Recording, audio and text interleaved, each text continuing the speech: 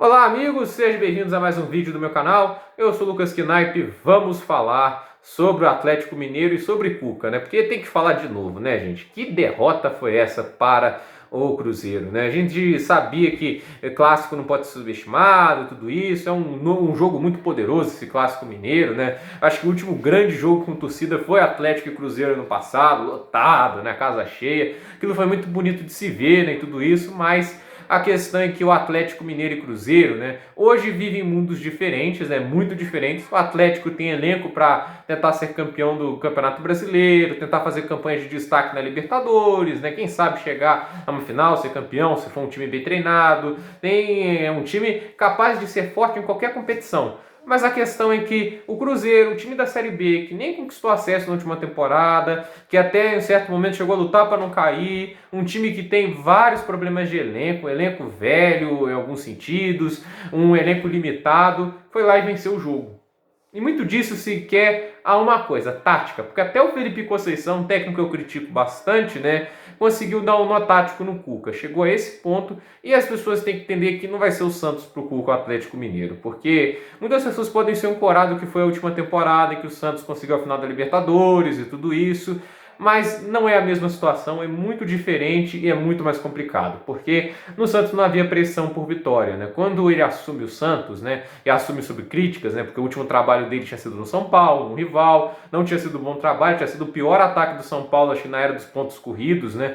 Tanto que quando o Diniz foi demitido do São Paulo, acho que a 4 rodadas do final, ele já tinha o dobro de gols que o São Paulo do Cuca tinha conseguido fazer em toda a temporada. Então, assim, é uma coisa que assustava, o quanto o ataque do São Paulo era ruim nas mãos do Cuca. E a questão é, não havia pressão por resultados do Santos, o time tinha sido eliminado do Campeonato Paulista, tinha acabado de demitir um técnico estrangeiro com multa rescisória cara, o presidente estava sendo impeachmentado, jogadores estavam rescindindo por não receber salário, era o Everson, era o Sacha, vários jogadores ali que eram importantes para o Santos na época do Sampaoli, foram embora, e a questão era, muita gente estava falando, comentaristas, linha de passe, eu me lembro do programa falando que a possibilidade do Santos lutar para não cair era grande.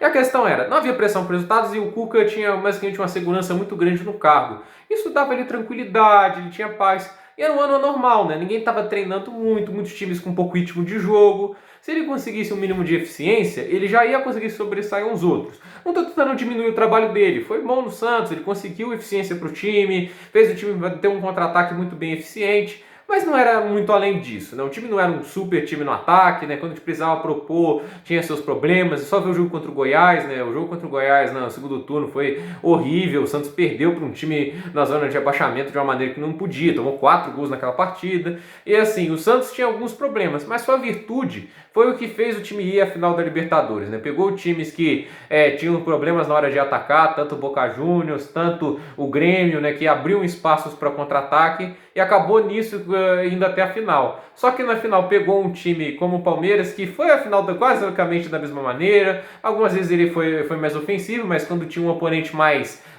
limitado em mão, o poderoso em mãos, aí eles ficavam mais nessa tática de contra-ataque. E no final ninguém quis atacar ninguém, foi aquela final horrorosa que a gente viu. Só que o Palmeiras assim, é um time um pouquinho mais eficiente na hora de atacar, né? Na hora que ele que tem que propor o jogo. E no final das contas conseguiram o gol no final. É uma campanha de final de Libertadores que ninguém esperava, ajudou o Santos a desafogar suas finanças, mas a gente tem que lembrar, não havia pressão para isso e o elenco encaixava. As características dos jogadores velozes, tudo isso, encaixava para um esquema de contra-ataque. E não é o caso do Atlético hoje. O Atlético não encaixa tanto nesse sistema, só olhar para o meio-campo. O meio-campo é o Matias Zaratio, é o Nátio Fernandes, são jogadores mais fixos, que fazem mais rotação, inversão de posição. Isso não é o estilo de contra-ataque. Contra-ataque tenta ser umas posições mais físicas, entende? Mais linear. E isso é um problema, né? Porque você fez um time contratar vários jogadores na era Sampaoli, montado por uma filosofia de posse de bola, de toque de bola, de volume de jogo, de pressão no fundo do campo, né? Tentando afogar o time lá no campo de defesa, e você traz um técnico totalmente contrário. Não importa se o cara é bom, mas você está montando um elenco de uma maneira e chama um cara totalmente diferente, a chance disso dar errado é muito grande. E pior, ele está pressionado e ele saiu do Santos alegando desgaste mental. É o lugar certo para o Atlético, um lugar que você luta por título, né? Tem a obrigação de jogar bem. Isso é uma das coisas que eu fico assim colocando na minha cabeça. E para mim esse é o grande erro. Você trouxe um técnico de características opostas ao que tinha antes E ele não está conseguindo fazer nada, essa é a grande verdade. O Atlético é um nada nesses últimos jogos, né? O melhorzinho dos jogos foi contra o América Mineiro e não foi lá essas grandes coisas, entende? E ele já tá ali meio que jogando o Zaratio para fora do time, né? O investimento alto, um jogador que estava recebendo proposta da Europa, pro banco, pro Tietê que acabou de chegar. É assim que ele vai fazer, sinceramente? E uma partida ruim do Tietê, e ele não colocou o Zaratio durante o jogo, preferiu colocar o Ioran, que é um jogador limitadíssimo, e colocou o Natan no lugar do Guga e deixou o Zaratio, um dos jogadores mais caros do Atlético, que tinha começado muito bem o estadual, no banco. Isso dá uma tendência do que vai ser os próximos jogos. E assim, aí minha pergunta é, o Rubens Menin, que é o cara que está colocando dinheiro no Atlético, vai ficar olhando um investimento de 40 milhões do próprio bolso, ficar no banco, entende? E com muito talento, não é pior do que um investimento alto, é um jogador talentosíssimo, que a gente viu o que ele estava jogando no começo do Mineiro. Por que é que vem meu ponto? Porque o trabalho do Cuca para mim não vai para frente, está na hora do Atlético tentar contratar um técnico que combine mais com o estilo de jogo do time. O Lucas Gonçalves é auxiliar do Atlético Mineiro e assumiu na ausência do Jorge Sampaoli.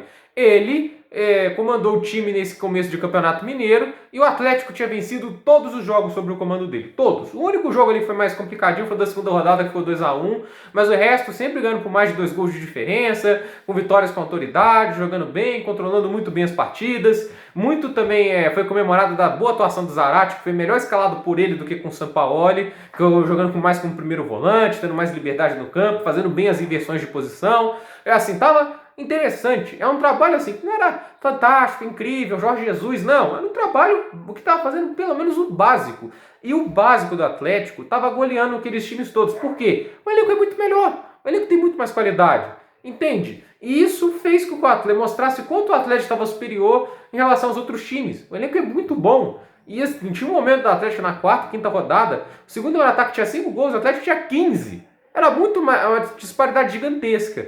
E assim, ele estava fazendo isso com um time misto. Não tinha Keno, não tinha Nacho Fernandes, não tinha o Hulk, não tinha nenhum desses reforços. Né? Não tinha Arana, não tinha Júnior Alonso, não tinha Guga, não tinha nenhum desses jogadores. E estava usando jogadores de base. Jogadores recém-contratados como o Dodô, que não estava jogando há nem um ano direito, né? Estava um ano sem jogar. Ele estava usando jogadores de base, Chaporã, Savinho, esses jogadores jovens, sub-20. E ele conseguia fazer o time atropelar os adversários por causa da superioridade de elenco.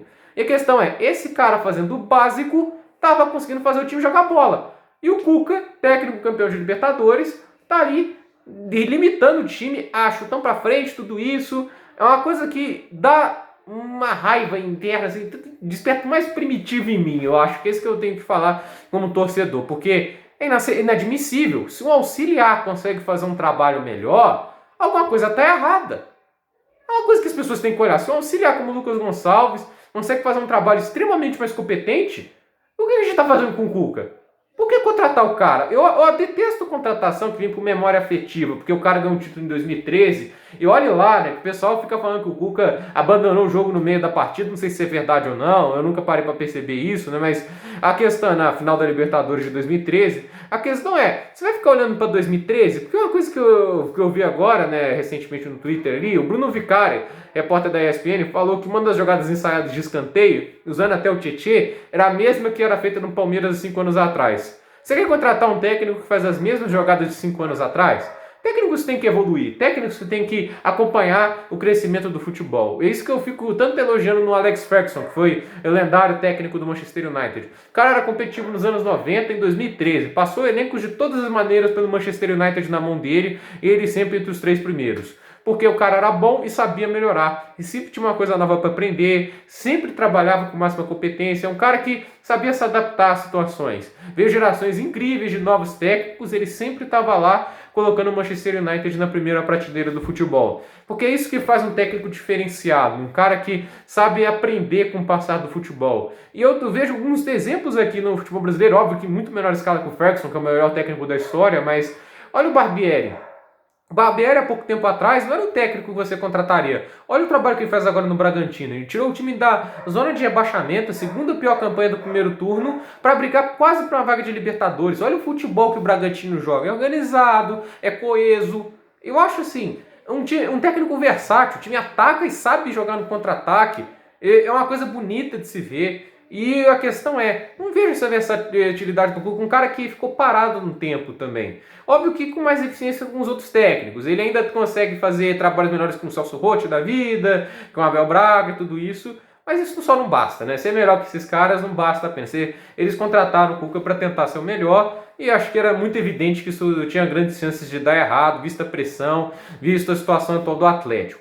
Agora resta saber quanto tempo vão segurar o cara, que a gente tem que lembrar. Tem limite de demissões de técnicos no Campeonato Brasileiro. Qual a atitude que o Atlético vai tomar? Porque essa derrota para mim é inadmissível. Cruzeiro, toda história, respeito, tudo isso, né? Eu com o Atlético eu tento, assim, eu tenho o meu lado clubista, mas eu também tenho o meu lado de analista do futebol. O Cruzeiro tem uma grande história no futebol. Mas convenhamos, o elenco de hoje é muito fraco. É um elenco extremamente limitado. William Potker, Marcelo Moreno, né? Você tem muitos jogadores assim, fraquíssimos no Cruzeiro. É um elenco muito inferior. Acho que nenhum cruzeirense vai discordar disso, que o elenco é inferior. Mas eles, com o mínimo de bom trabalho, né, que eu não acho sensacional do Conceição, conseguiram superar o Atlético. Isso para mim é uma prova de como um time mal treinado pode ser problemático, né? É uma coisa assim, você vê, né? Tipo, o Atlético tem esse elenco todo de estrelas, né? É claro, a nível nacional, e não consegue vencer um clube como o Cruzeiro, tão endividado, alguns possivelmente jogadores nem recebendo em dia. Toda essa situação problemática e nem assim consegue vencer. Inacreditável, inadmissível. E eu digo assim, gente, não era a única opção. Porque a questão é, você tinha o Thiago Nunes, dava para trazer o cara, ele é um técnico melhor do que o Cuca, ele já ganhou a Sul-Americana, já ganhou a Copa do Brasil com o Atlético Paranaense, fez campanha de G4, ele é um técnico que eu vejo muito mais potencial que o Cuca. Ou podem me xingar, Fernando Diniz para mim encaixaria muito melhor do que o Cuca, até porque o estilo que ele colocou no São Paulo, quando deu certo, eram de jogadores com uma característica parecida, né, de mais toque de bola, mais pressão, esse tipo de coisa era mais da filosofia do Diniz, encaixava melhor para esse elenco do Atlético, que foi montado pelo Sampaoli, do que o Cuca. Eu acho que montava, eu acho que era melhor, até porque um tempo do Brasileirão, o ataque feito pelo Fernando Diniz foi um dos melhores, entende? Então, assim, eu vendo essa situação atual, assim, não consigo ficar em paz. Eu acho que o Atlético precisa de mudança, porque foi uma escolha extremamente equivocada e não foi por falta de aviso, né?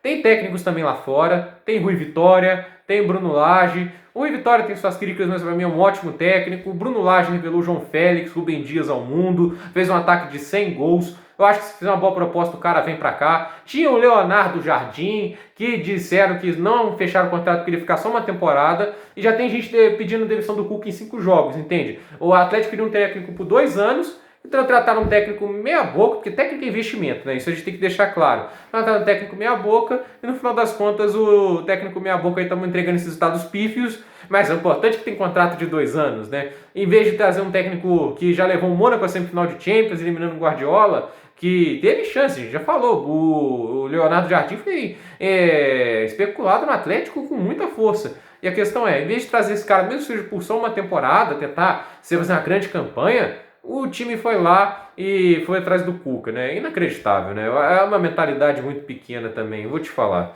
Esses não são esses tipos de coisa que desmotivam. É o que eu disse, né? Tem gente lá fora. Podia ter contratado o Hernan Crespo, que tá fazendo um ótimo trabalho no São Paulo. Podia ter contratado o BKC, que tá no Defensa e Justiça. A gente viu que o time joga direitinho, mesmo com todas as limitações. Tem outros técnicos aí na América Latina, tem outros técnicos aí na Europa, no mercado português, que é sempre muito subestimado, que fariam um ótimo trabalho aqui. Eu acho que ficar pensando no Cuca, no final das contas, foi muita mente pequena para quem está pensando tão grande. Por esse vídeo é isso, gente. Dúvidas nos comentários, deixa o seu like, se inscreva no canal, compartilhe esse vídeo e até o próximo vídeo.